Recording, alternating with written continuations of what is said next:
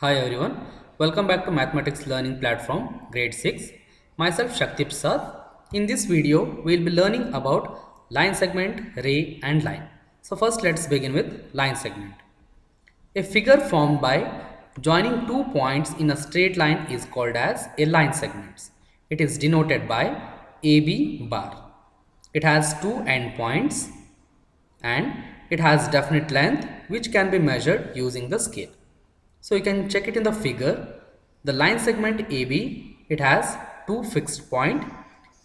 So beyond this point, the line segment can't be extended. So that is the reason it has definite length and it can be measured. The next one is ray. A line segment which can be extended endlessly in one direction, it is called as a ray. It is denoted by as given and it has only one endpoint. It does not have definite length and it can't be measured using the scale. So you can check it in the figure. The ray, it is fixed at point A. It is fixed at point A and on the other side it can be extended endlessly. You can consider the example of the sun rays.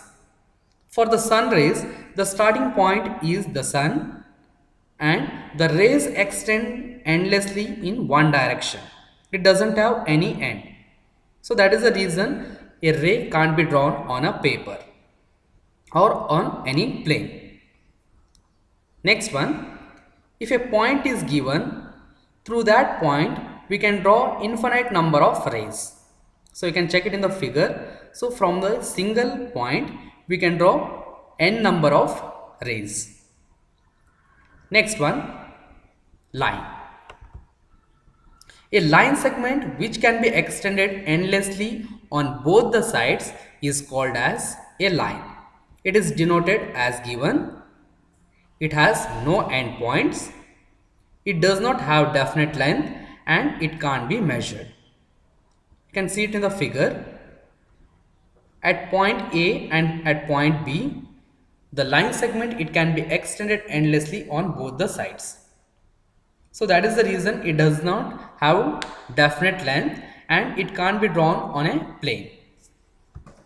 Next one, through a given point we can draw infinite number of lines.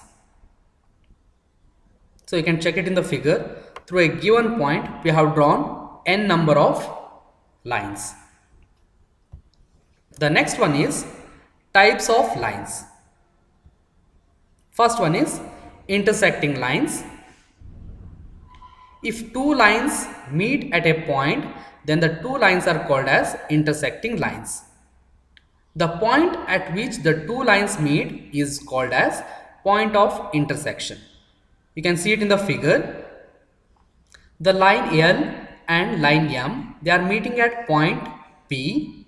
So L and M, they are called as intersecting lines and the point P is called as point of intersection. Next one, parallel lines. If two lines do not intersect at any point when they are extended backward in both the directions, they are called as parallel lines. And the perpendicular distance between the two parallel lines is the same throughout. So you can check it in the figure. Line L and line M, they are parallel lines, and when we draw a perpendicular line to the parallel lines, the distance it will be the same throughout.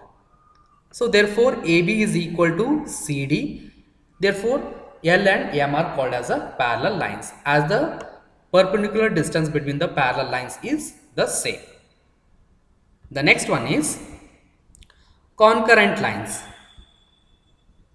Three or more lines passing through a given point are called as concurrent lines. And the point at which the lines meet is called as point of concurrence. So here in the figure, the line PQRS, they are meeting at point O. Therefore, the point O is called as point of concurrence. And the lines are called as concurrent lines. Next one, Collinearity lines. Three or more points in a plane which lie on the same line, they are called as collinear points, and the line is called as collinearity line. If the points does not lie on the same line, then the points are called as non-collinear points. Next one, let's consider the example. Here you can observe in the figure, the point A, B, C, D, they are lying on the same line. Therefore, the points are called as collinear points and the line is called as line of collinearity.